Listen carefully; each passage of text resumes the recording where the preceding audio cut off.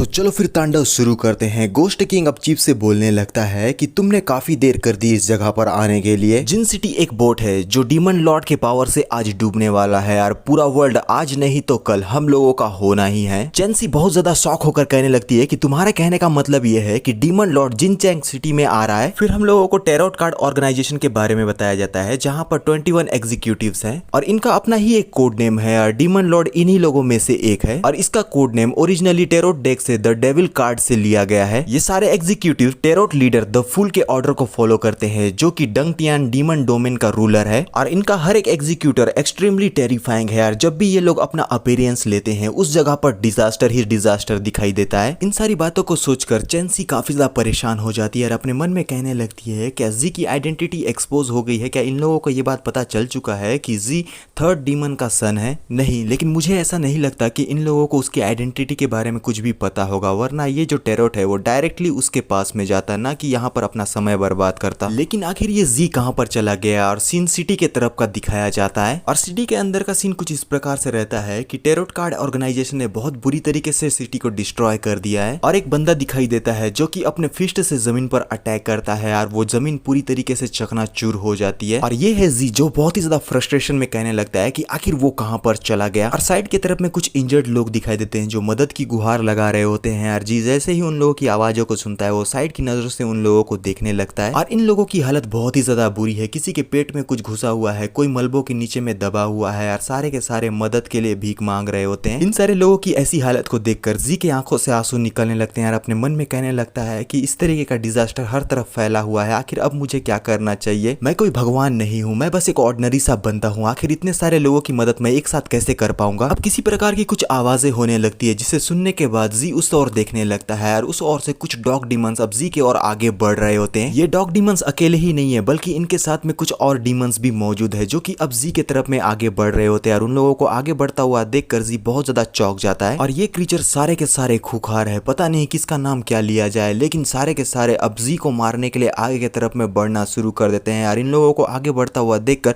जी बहुत ज्यादा रोते हुए चिल्लाकर कहने लगता है कि चलो आ जाओ, मैं भी देखता हूँ क्योंकि मैं भी तुम्हारे साथ में फाइट करने के लिए तैयार हूँ और एक ही बार में तुम सबका सामना मैं कर सकता हूँ। और जैसे ही ये डॉग डीमंस जी के ऊपर में अटैक करने के लिए उसके नजदीक पहुंच जाते हैं, जी अपने फायर पावर को यूज करना शुरू कर देता है ताकि इन लोगों का सामना कर सके। लेकिन ये क्या, उससे पहले ही कोई थर्ड पार्टी एंट्री लेकर इन सारे डॉग डीमंस का खात्मा करने लगता है और इन लोगों के चिथड़े चिथड़े उड़ जाते हैं। जी कंफ्यूजन के साथ साइड की तरफ में देखने लगता है कि आखिर उसकी मदद किसने की है। ये कोई फीमेल है जो कि बहुत ही धांसू वाले बाइक में अपनी एंट्री दी और अपने हेलमेट को उतारते हुए कहने लगती है कि आखिर तुम्हारे साथ में ये सब कुछ क्या हो गया है? और ये वही नर्स है जिसने हमारे जी के हाथों पर मेका आर्म लगाया था। वो कहने लगती है कि तुमने मेरे मैकेनिकल आर्म को पूरी तरीके से डिस्ट्रॉय कर दिया है। जी आश्चर्यचकित होकर बोलने लगता है कि यान आखिर तुम यहाँ पर क्या कर रही हो? यान कहती है कि मुझे ज्यादा इंतजार मत कराओ, जल्दी से मेरे पीछे बैठो और मेरे साथ में चलो। और यान की बात को मानते हुए जी उसके पीछे में जैसे ही बैठता है यान एक्सीलरेटर बढ़ा देती है और बहुत ही तेजी की रफ्तार से जी को इस जगह पर से ले जाने लगती है और बेचारा थोड़ा सा अनस्टेबल सा नजर आता है। परेशान होकर वो यान को देखने लगता है कहीं यान इसको एक्सीडेंट तो नहीं करवा देगी, लेकिन यान काफी ज्यादा एक्साइटेड रहती है इस बाइक को चलाने के लिए यार। वो कहने लगती है कि आखिर तुम्हारे साथ में क्या हो गया क्योंकि तुम मुझे थोड़ा सा डरे हुए नजर आ रहे हो।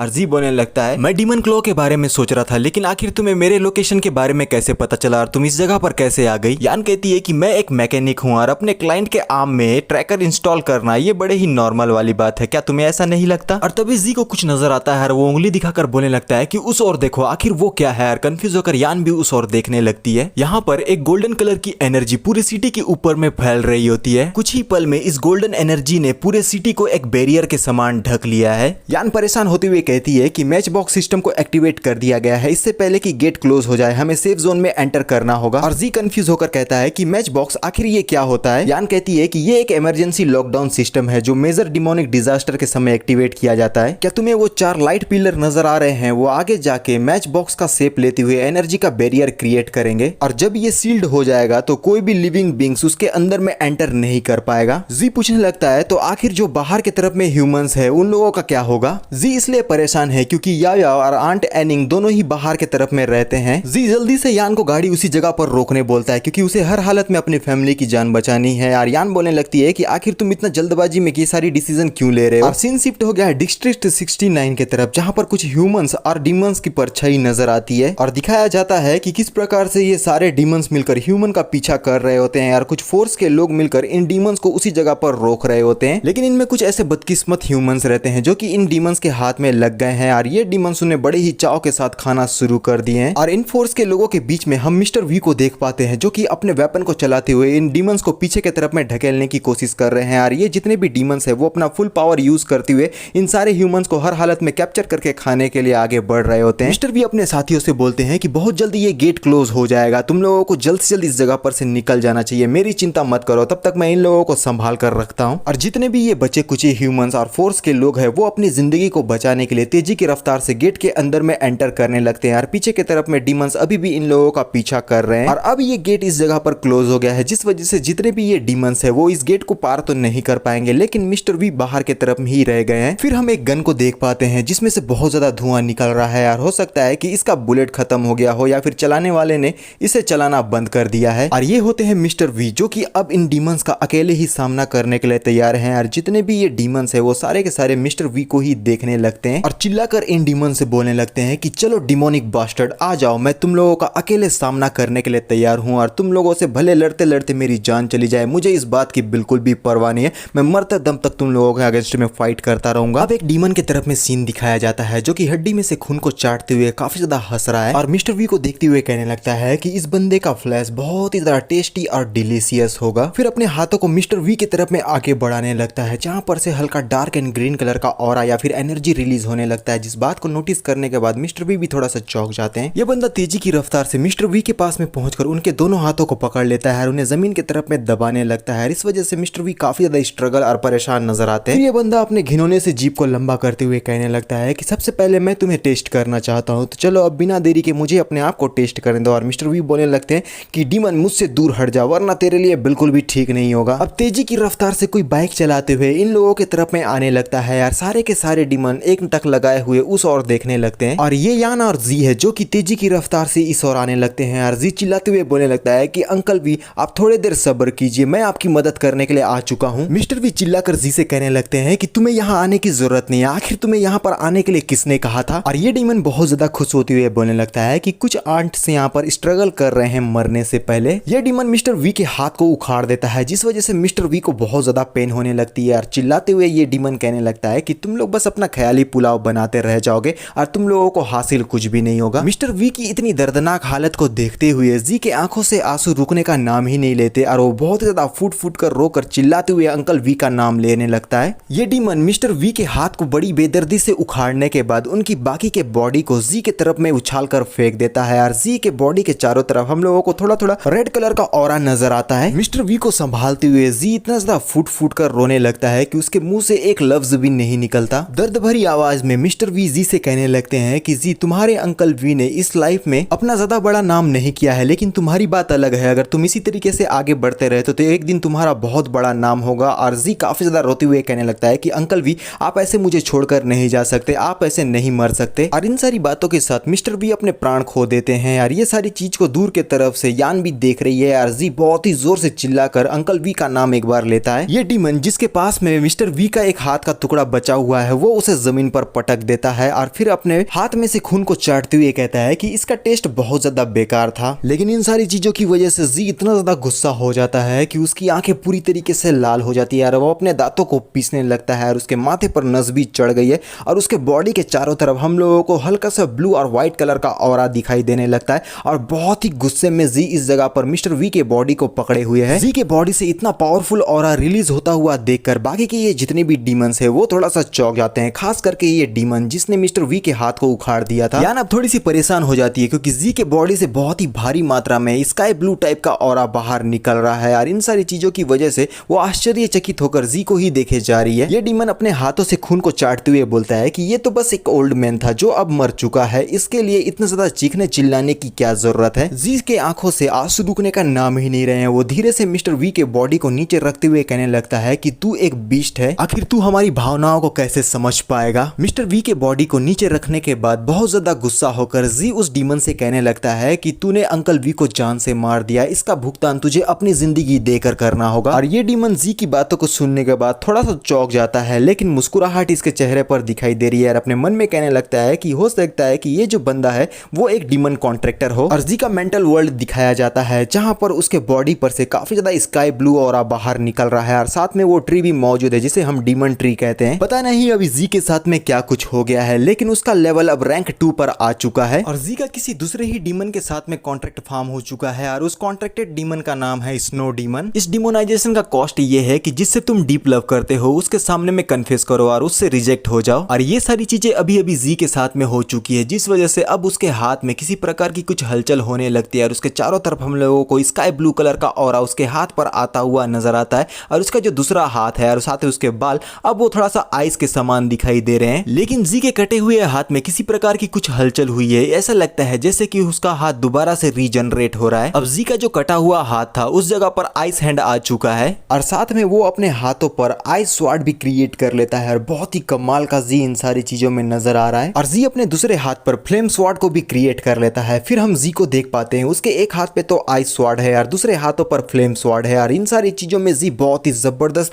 और कमाल का दिखाई देता है। जी की आंखों में प्रतिशोध की ज्वाला नजर आ रही है और जी पूरी तरीके से आइस और फायर का कॉम्बिनेशन बन चुका है और उसका जो फेस है वो बहुत ही जबरदस्त तरीके से चेंज हुआ है और वो चिल्लाते हुए कहने लगता है कि आज तूने मेरे अंकल वी को जान से मारा है और इसका बदला मैं तुझे जान से मार कर लूंगा। जी और उस डीमन के बीच में कुछ बाकी के डीमंस मौजूद है और इन लोगों को बहुत ही बेरहमी के साथ चिथड़े चिथड़े में काट कर जान से मारते हुए उस डीमन की तरफ में तेजी की रफ्तार से आगे बढ़ने लगता है। जी के पावर को देखकर यान आश्चर्यचकित होकर कहती है कि ये जितने भी रैंक 2 के डीमंस थे चुटकी बजाकर जी ने इन लोगों को जान से मार दिया। ये डीमन बहुत ज्यादा हंसते हुए अपने पावर को यूज करते हुए जी से कहने लगता है कि छोटू इतना गुस्सा सेहत के लिए बिल्कुल भी ठीक नहीं होता, तुम मुझे मारने की बातें कर रहे हो, क्या तुम्हें सच में ऐसा लगता है कि तुम मुझे जान से मार भी पाओगे? और थोड़ा सा झुककर अपने फुल पावर को इस्तेमाल करता है, जिस वजह से अभी जो उसका साइज दिख रहा था वो धीरे धीरे करके इंक्रीज होकर एक जॉइंट डीमन में कन्वर्ट हो चुका है। और वो इस तरीके से कन्वर्ट होते हुए जी से कहने लगता है कि जिस तरीके से तुम्हारा ये ओल्ड मैन इतनी बुरी तरीके से मेरे हाथों से मारा गया था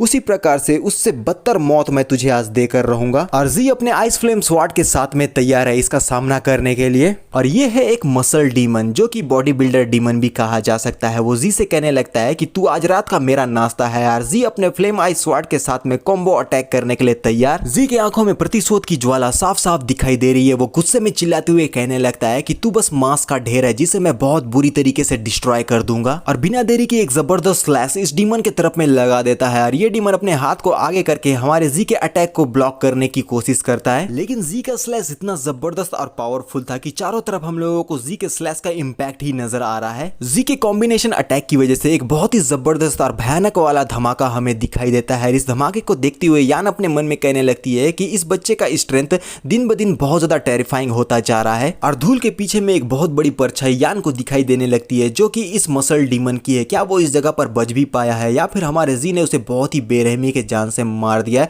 फिर हम देख पाते हैं कि जैसे ही ये धुआं छटता है हमारे जी का जो अटैक था वो उस मसल डीमन के छाती पर लगा हुआ है और जी के बॉडी से अभी भी फ्लेम और आइस ऑरा बाहर निकल रहा है और उसके दोनों हाथों में आइस और फ्लेम स्वॉर्ड मौजूद है। अपने घुटने में आकर ये मसल डीमन कहने लगता है कि आखिर ये कैसे पॉसिबल हो सकता है कि तू मेरे सामने में टिक जाए, तू मुझे बिल्कुल भी डिफीट नहीं कर सकता। और उसके चेहरे में घबराहट साफ साफ दिखाई दे रही है और जी बेहतरीन लुक के साथ गुस्से में कहने लगता है कि आज मैं तुझे बहुत ही बुरी तरीके से कर्ज करूंगा, तेरे मुंह से खून निकलना बंद ही नहीं होगा, तू मौत की तो भीख मांगेगा लेकिन मौत तुझे आसानी से तो बिल्कुल भी नहीं मिलेगी। अपने फायर फुट को वो अब मसल डीमन के ऊपर में रखता है। बर्निंग फ्लेम डीमन स्टंप को यूज करते हुए इस मसल डीमन के चेहरे को जमीन पर ही गाड़ देता है और इस डीमन के लिए ये एक बहुत ही बड़ी बेइज्जती वाली बात है और वो चिल्लाते हुए दर्द में कराहना शुरू कर देता है और जी उसको बहुत ही बुरी तरीके से इन सारी जगहों पर टॉर्चर कर रहा है। जी अपना स्ट्रेंथ और ज्यादा बढ़ाकर उसे बहुत जोर से उसके सर को जमीन की तरफ में धंसाने लगता है और आसपास की ये जितनी भी जमीन है वो बहुत ही बुरी तरीके से डिस्ट्रॉय हो जाती है और जी अपना फुल पावर इस्तेमाल करके इसे बड़े ही बेदर्दी के साथ में टॉर्चर किए जा रहा है। बहुत ज्यादा गुस्से में चिल्लाते हुए कहता है कि अब तुझे मरना होगा क्योंकि तेरे मौत से ही मेरे अंकल वी का बदला पूरा होगा। इस मसल डीमन को बहुत ज्यादा पेन तो कर रहा है लेकिन फिर भी ये हंसते हुए कहने लगता है कि यहाँ तक कि तू अब मुझे जान से भले ही क्यों ना मार दे तो भी तेरा ओल्ड मैन लौट कर अपनी जिंदगी में वापस नहीं आ पाएगा। और उनकी ये सारी बातों की वजह से जी और भी ज्यादा फ्रस्ट्रेटेड हो जाता है और वो इस बंदे को बहुत ही बुरी तरीके से टॉर्चर करना शुरू कर देता है और वो बंदा दर्द में चीखना चिल्लाना शुरू कर दिया है। और ये सारी चीजों को देखने के बाद यान काफी ज्यादा परेशान हो जाती है क्योंकि जी अभी मेंटली अनस्टेबल है और अपने मन में कहने लगती है कि जी को ये सारी चीजें नहीं करनी चाहिए, उसे अब थोड़ा सा शांत हो जाना चाहिए। लेकिन तभी हम देखते हैं कि जी के पीछे में एक एक डार्क कलर का कोई चीज क्रिएट होने लगता है जिसके बारे में जी को बिल्कुल भी अंदाजा नहीं है। वो तो अपना बदला लेने में बिजी है। मसल डीमन की इतनी बुरी हालत को देखते हुए एक लड़की इस जगह पर अपना अपीयरेंस दे दी है और वो कहने लगती है कि वांग फेंग आखिर तुम्हारा इतना बुरा हाल कैसे हो गया, वो भी इस गधे लड़के के हाथों। और इसका नाम है हुआन सासा जो कि रैंक 5 की डीमन कॉन्ट्रैक्टर है। वो वांग से कहने लगती है कि तुमने सारे लोगों के बीच में हम लोगों को शर्मिंदा कर दिया। वांग भीख मांगते हुए कहने लगता है कि सासा प्लीज मेरी मदद करो वरना ये मेरे साथ में बहुत बुरा कर देगा। और जी उसे और ज्यादा प्रेस करते हुए कहने लगता है कि तू अपने भद्दे से मुंह को बंद कर कचरे, और इस बात को अच्छी तरीके से जान ले, अगर खुद हेवन का किंग भी मेरे सामने में आ जाएगा ना तो भी आज तेरी जिंदगी नहीं बच पाएगी। एक पावरफुल फायर स्लैश वांग के ऊपर में करते हुए कहता है तूने जो अंकल वी के साथ में किया है इसका भुगतान तुझे अपनी जिंदगी को देकर करना होगा। जी का अटैक वांग को हिट कर गया है और इस वजह से बहुत ही बड़ा धमाका दिखाई देता है। इससे हम समझ सकते हैं कि वांग अपनी जिंदगी को नहीं बचा पाया है। लेकिन इन सारी चीजों के बाद जी का पावर डिसअपेयर होना शुरू हो चुका है। साथ ही जी अपने घुटनों पर भी आ चुका है और ये जो आइस और फ्लेम पावर था उसके बॉडी पर से डिसअपेयर होना शुरू हो गया है। और इन सारी चीजों की वजह से जी थोड़ा सा कंफ्यूज दिखाई देता है और साथ में इतना ज्यादा पावर यूज करने की वजह से उसका पूरा बॉडी कमजोर हो गया और अपने मन में कहने लगता है कि मैंने अपने स्ट्रेंथ को बहुत भारी मात्रा में यूज कर लिया था, इस वजह से मेरा पूरा बॉडी अब एग्जॉस्ट हो चुका है। और जी को वीक देखने के बाद सासा उसके ऊपर में अटैक कर देती है और इसका जो डिमोनाइजेशन है वो सिल्कन हेयर डीमन के तौर पर है। और इन सारी चीजों के अगेंस्ट में जी कुछ भी नहीं कर सकता क्योंकि थोड़ी देर पहले उसने बहुत ही भारी मात्रा में अपने स्ट्रेंथ को यूज किया था।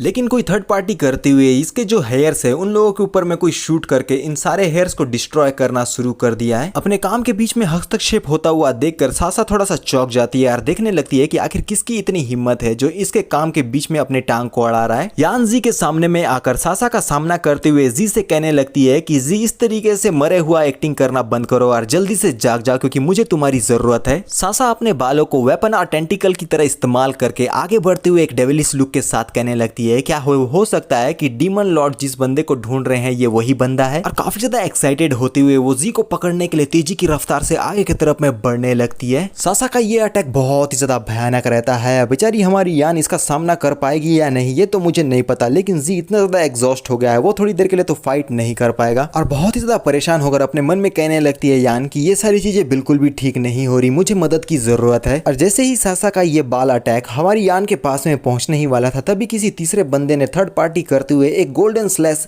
सासा के बालों के तरफ में कर दिया होता है, जिसे देखने के बाद यान भी काफी ज्यादा चौंक जाती है और अपने मन में कहने लगती है कि आखिर अभी अभी ये यहाँ पर हुआ क्या। और बेचारी सासा पीछे की तरफ में देखने लगती है क्योंकि ये अटैक सासा के पीछे की तरफ से उसके ऊपर में किया गया था। सासा के पास में डॉज करने का बिल्कुल भी टाइम नहीं था, इस वजह से ये जो अटैक है वो सासा को डायरेक्ट हिट कर जाता है और सासा बहुत ही ज्यादा दूर जाकर गिरती है और एक बहुत ही बड़े धमाके के साथ में सासा का भी द एंड इस जगह पर हो गया है। लेकिन यान थोड़ा कंफ्यूजन और परेशान होकर सामने के तरफ में देखती है कि आखिर किसने आकर अभी अभी उसकी मदद की है और ये कोई पावरफुल बंदा है जिसका कैरेक्टर जस्ट अभी अभी अपना अपीयरेंस दिया है। इस बंदे के जैकेट में ड्रैगन का चिन्ह बना हुआ है, हो सकता है कि ये किसी सेक्ट का मेंबर हो। इस बंदे के हाथों में एक डैगर है, उसकी बॉडी से काफी ज्यादा गोल्डन फ्लेम और बाहर निकल रहा है और साइड की तरफ में मुड़कर यान से मुस्कुराकर कहने लगता है क्या तुम दोनों ठीक हो। और इस बंदे को देखने के बाद यान को रियलाइज हो चुका है कि ये एक अच्छा बंदा है और बहुत ही ज्यादा खुश होती हुए कहने लगती है कि भगवान का बहुत बहुत शुक्र है कि ड्रैगन हॉर्न डिफेंस फोर्स के लोग टाइम पर इस जगह पर पहुंच गए और तुम लोगों ने आकर हम लोगों को बचा लिया, साथ में वो हमारे जी को सहारा देकर उठा भी रही है। यान जी को जगाती हुई कहने लगती है कि देखो रीइंफोर्समेंट के लोग आ चुके हैं, अब हम लोगों की जिंदगी बच चुकी है। यार ये बंदा अपने लोगों को कमांड देते हुए बोलता है कि सारे लोग मेरे कमांड को ध्यान से सुनो,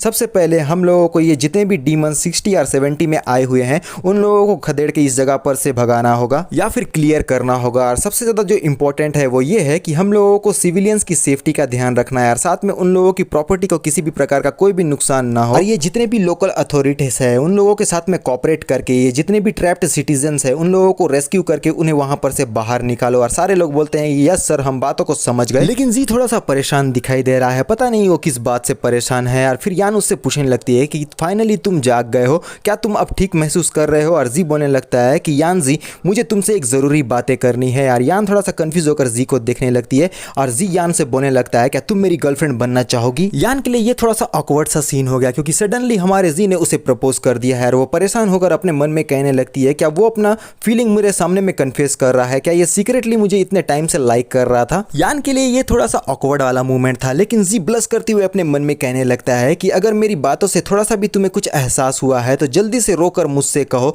ताकि मैं अपने ब्लड डीमन को प्राइस पे कर सकूं। फिर जी यान से कहने लगता है कि अगर तुम मेरी गर्लफ्रेंड बन जाती हो तो उसके बाद तुम्हें मेरे मैकेनिकल आर्म को फ्री में फिक्स करना होगा। और इन सारी चीजों की वजह से यान इतने ज्यादा गुस्से में आ जाती है कि वो सीधा जी के मुंह पर एक जोरदार थप्पड़ लगाते हुए कहने लगती है, आखिर तुम्हारी हिम्मत कैसी हुई कि बस एक मैकेनिकल आर्म को फ्री में फिक्स करवाने के लिए तुम मेरे साथ में इस तरीके के बकवास हरकतें करो। यान के हाथों से जोरदार पिटाई खाने के बाद जी की हालत और भी ज्यादा खराब हो चुकी है यार। ये बंदा हमारे जी के हालत को देखने लगता है यार। हमारी जो यान है वो काफी ज्यादा गुस्से में दिखाई दे रही है। जी को देखते हुए ये बंदा इन्फॉर्मेशन बताने लगता है कि ग्रैंड डिफेंस फोर्स के लोग अब जिन सिटी में एंटर कर चुके हैं यार। जो कुछ भी यहाँ पर का सिचुएशन था उसके ऊपर में उन लोगों का अब पूरा कंट्रोल है यार। साथ में ड्रैगन हॉर्न फोर्स के लोग अब जितने भी ये डीमंस और मैजिक क्लॉ इस जगह पर आए हुए थे उन सबको एलिमिनेट किए जा रहे हैं। तो तुम लोगों को अब अपने लिए एक सेफ प्लेस ढूंढकर अपना ट्रीटमेंट करवाना चाहिए। और जी कहने लगता है कि ठीक है, मैंने बिल्कुल भी एक्सपेक्ट नहीं किया था कि इन डीमंस में इतने ज्यादा गट्स होगा कि ये डायरेक्ट अटैक सिटी के ऊपर में लॉन्च करेंगे। अब ये बंदा ऊपर की तरफ में देखते हुए बोलता है कि डंगटियान का डीमन डोमेन का डीमंस इन्हें किसी ऐसे बंदे का सहारा मिला है जो कि शैडो में छुप कर ये सारी चीजों को कर रहा है, वरना इन लोगों में इतनी हिम्मत कहां पर से आएगी कि ये लोग सीधा ग्रैंड सिया बॉर्डर में घुसपैठ कर सके। फिर बिजली की कड़कड़ाहट के साथ कोई बोलता है, डीमन लॉर्ड यहाँ पर लिस्ट में 19 ऐसे लोग हैं जो सक्सेस पाने में फेल हो गए। बादल के ऊपर में एक चेहरा सा बना हुआ दिखाई देता है और वो बंदा कहने लगता है कि इन लोगों के बीच में 1674 ऐसे लोग हैं जिन लोगों को कैप्चर कर लिया गया है। उन्हें आइडेंटिफाइड करने के बाद ये बात पता चली है कि उनमें से कुछ ट्रेजर स्टीलर है और कुछ मैजिक कॉन्च है और इस बात को कंफर्म भी कर दिया गया है। और सामने की तरफ में किसी भी प्रकार का कोई भी रिस्पॉन्स नहीं मिल रहा है। फिर हम एक डीमन को शराब पीते हुए देखते हैं जो ये सारी बातों को सुनने के बाद बोलता है, थर्ड डिमेंशन को ढूंढने के लिए अगर मुझे हजारों लोगों को भी जान से मारना पड़े तो भी मुझे फर्क नहीं पड़ेगा। और ये है डीमन लॉर्ड जिसका रैंक है 10। वो आवाज फिर से बोलने लगती है कि डासिया का सपोर्ट पहुंच चुका है और डीमन लॉर्ड अपनी शराब की बोतल को फोड़ते हुए गुस्से में बोलता है कि अगर वो सपोर्ट पहुंच भी गया तो आखिर वो मेरा क्या ही बिगाड़ लेगा। ये सारे लोग बस मेरे सामने में चिकन और डॉग के समान है यार। ये मेरा कुछ भी नहीं बिगाड़ सकते और पर्सनली जाकर मैं इन सारे लोगों को आज जान से मार दूंगा। अब डीमन लॉर्ड सिटी के अंदर में घुसपैठ करने के लिए तेजी की रफ्तार से आसमान की ओर से नीचे की ओर आगे बढ़ना शुरू कर दिया है यार। तभी सीन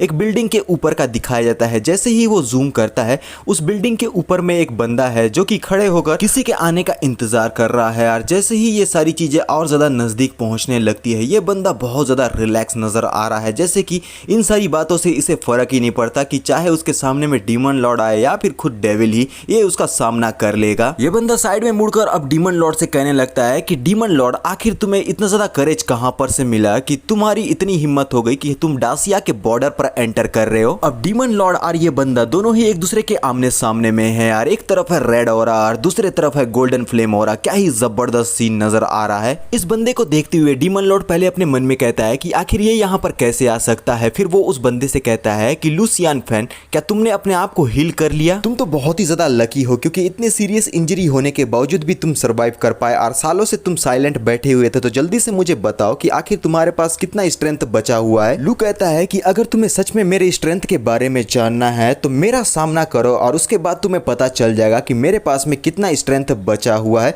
और अपने हाथों में गोल्डन एनर्जी को इकट्ठा करने लगता है। लू ने अपने हाथों पर एक एनर्जी का स्वॉर्ड भी क्रिएट कर लिया है। इसे देखते हुए ऐसा लगता है जैसे कि लू ही यहाँ पर का मेन कैरेक्टर है। और डीमन लॉर्ड गुस्से में कहने लगता है कि मेरे ख्याल से तुम अपने मौत को ढूंढते हुए यहाँ पर आए हो तो मैं तुम्हारी ये इच्छा जरूर पूरी करूंगा। अब डीमन लॉर्ड भी अपने पावर को इकट्ठा कर रहा है जिस वजह से उसके पीछे से एनर्जी का एक बहुत ही भयानक फेस नजर आता है। और बिना देरी के वो अपने demon arrival sky repelling cannon attack को लू के अगेंस्ट में करने के लिए आगे बढ़ गया है। नीचे से लू भी डीमन लॉर्ड का सामना करने के लिए पूरी तरीके से तैयार है यार। ये सीन बहुत ही जबरदस्त और भयानक है। और फिर डीमन लॉर्ड अपने अटैक को करते हुए बोलता है कि लू अब तुम्हारे मरने का समय हो गया है। और लू उस अटैक को आते हुए देखकर पीछे न हटकर उस अटैक का सामना करने के लिए वो भी आगे बढ़ गया है। पता नहीं कौन जीतने वाला है लेकिन बहुत ही भयानक सा फाइट इस जगह पर हो सकता है। एक तरफ होता है डीमन लॉर्ड का अटैक, दूसरी तरफ से हमारा लू उस अटैक का सामना करने के लिए आगे बढ़ रहा है। और आगे बढ़ते हुए कहने लगता है कि तुमने डासिया में एंटर किया है,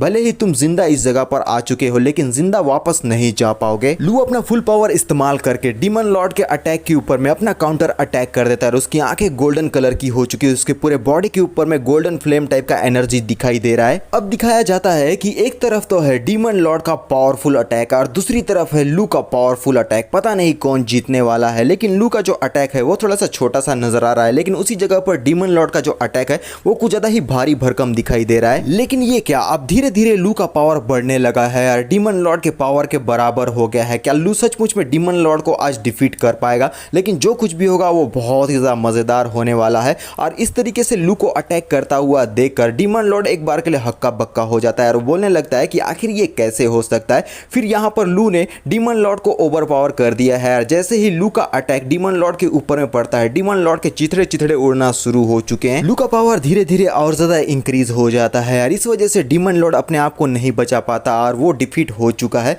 और फिर हमें दिखाया जाता है कि इन दोनों का जो पावर था अब वो इस जगह पर से डिसअपेयर होना शुरू हो गया है और डीमन लॉर्ड्स आसमान से सीधा जमीन पर धराशायी हो जाता है क्योंकि वो लू को डिफीट नहीं कर पाया, लेकिन लू ने इसे डिफीट कर दिया है। काफी ज्यादा इंजरी की हालत में कहने लगता है कि मैं इन लोगों के जाल में फंस गया, क्योंकि लू कभी इंजर्ड था ही नहीं, वो तो पूरी तरीके से सही सलामत था। तभी पीछे से कोई बोलता है कि ये सारी चीजें अभी खत्म नहीं हुई है और डीमन लॉर्ड चौंक कर उसके तरफ में देखने लगता है और ये होता है लू, जिसके पीछे में गोल्डन कलर का एक सर्कल बना हुआ है जिसमें कई प्रकार के सिंबल्स है। ऐसा लगता है किसी ने किसी प्रकार का स्पेल को कास्ट किया है और ये डीमन लॉर्ड अब उसे देख रहा है। अब लू अपने 4th trigram dragon pressure spike attack, जो कि एक नुकीलेदार एनर्जी का अटैक है, वो डीमन लॉर्ड के ऊपर में करने के लिए आगे बढ़ चुका है। इस अटैक को होता हुआ देखकर डीमन लॉर्ड बोलने लगता है कि हर्मिट मुझे बचा लो। इससे पहले कि इस जगह पर हर्मिट आ पाता, लू का spike energy attack demon Lord के पेट के ऊपर में पहुंच चुका है और डीमन लॉर्ड इस अटैक से अपने आप को नहीं बचा पाता और उसके बॉडी से काफी ज्यादा ब्लड बाहर निकलने लगता है। लू का एनर्जी स्पाइक अटैक अभी भी शांत नहीं हुआ है, वो डीमन लॉर्ड के बॉडी को पेनिट्रेट किया जा रहा है, जिस वजह से डीमन लॉर्ड और भी ज्यादा पेन में आ जाता है। लेकिन किसी तरीके से वो उस पेन को सहन कर रहा है,